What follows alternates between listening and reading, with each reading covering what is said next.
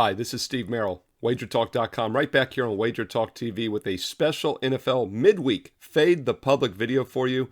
It's week 4 and it's Thursday Night Football. First time ever that we've done a Thursday Night Fade the Public video. I've got some public information I wanted to get out to you pronto here before Thursday Night Football kicks off between the Dolphins and Bengals. Quick reminder, I'll be back with my normal full week 4 video for this Sunday, October 2nd. That's usually posted around Saturday afternoon this weekend as always. Fading the Public has been fantastic so far this season. All the plays and additional leans I've given you here have gone 10-3 if you faded them, as the public has taken it on the chin the first 3 weeks. I've got some public information for you for Thursday Night Football coming up in just a moment.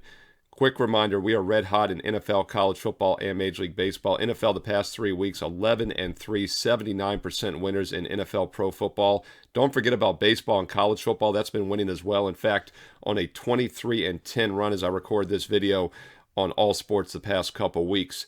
Now is the time to get on board. The NBA is just a couple weeks away. College basketball right around the corner. Major League Baseball playoffs and World Series start next week. The playoffs start next week. The World Series, of course, in about a month. This is the most profitable time of year to have an all-sports subscription. It's the only time of the year that you can get every major sport, football, baseball, and basketball at the same time. Think about that. The month of October is here. Baseball, basketball, and football all in the same month. It starts this weekend. October 1st is Saturday. How about a great offer for an all-sports special? No promo code needed. Get the rest of 2022 for less than $7 a day. That's right. If you like $9 Monday, how about $7 Tuesday, Wednesday, Thursday, Friday? You get the point. The rest of 2022, the next 3 months, every sport, every day, through December 31st for less than $7 a day. No promo code needed. That package is on my page right now, Steve Merril, WagerTalk.com. And once again, I'm doing a bonus Thursday edition here, which means if you sign up now, you're going to get Thursday, Friday, and Saturday included. Don't wait until Sunday's NFL Fade the Public report. Get Thursday, Friday, and Saturday as well. Make some money with college football and Major League Baseball along the way. No promo code needed. The rest of 2022 for less than $7 a day. Steve Merril, WagerTalk.com.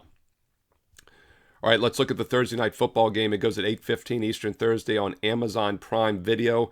Dolphins at the Bengals, and the Dolphins are a public underdog. Ding, ding, red flag alert. You know we don't get many public dogs, but when we do, we always take advantage, and we point those out to you.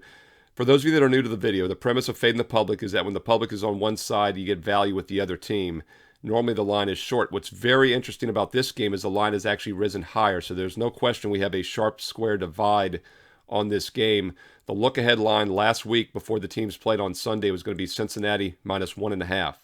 The Dolphins go out and upset the best team in football, the Buffalo Bills, and the line is now higher. And that's because Cincinnati looked a lot better against a bad Jets team, obviously, but they got their first win of the season after winning the AFC Championship last year. They got off to that slow 0-2 start, and the betting public was a little cautious with them, although the public did like them last week against the Jets. Keep in mind, the public was on Cincinnati last week, and what's so ironic is the public faded Miami last week with the Buffalo Bills. The 2 additional leans I gave you on this video went 1-1 because the public won with Cincinnati and lost with Buffalo.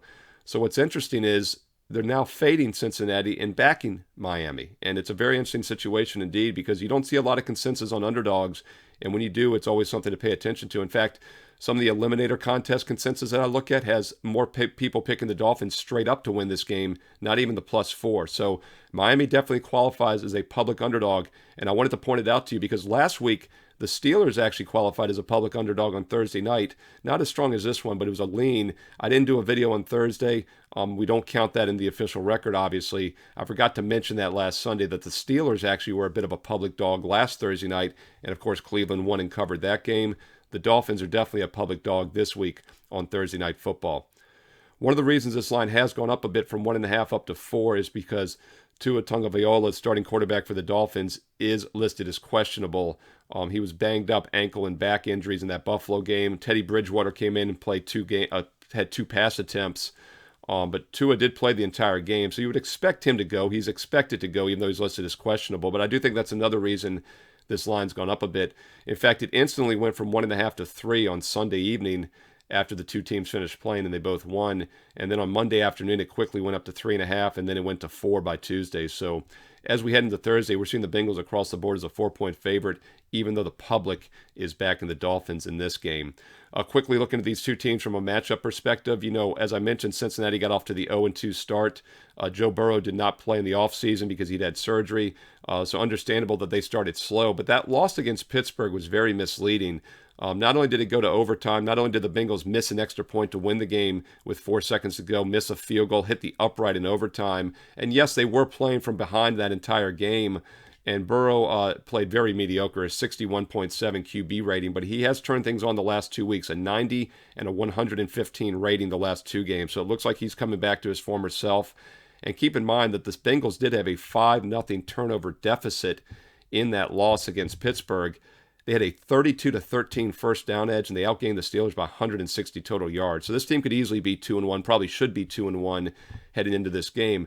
Dolphins, meanwhile, are 3-0 straight up, but you can make an argument they should be 2-1 because they were trailing 28-7 at halftime against Baltimore in Week 2. But to their credit, they had a monster comeback, and this is an explosive offensive team, so it will be important to see if Tua is healthy.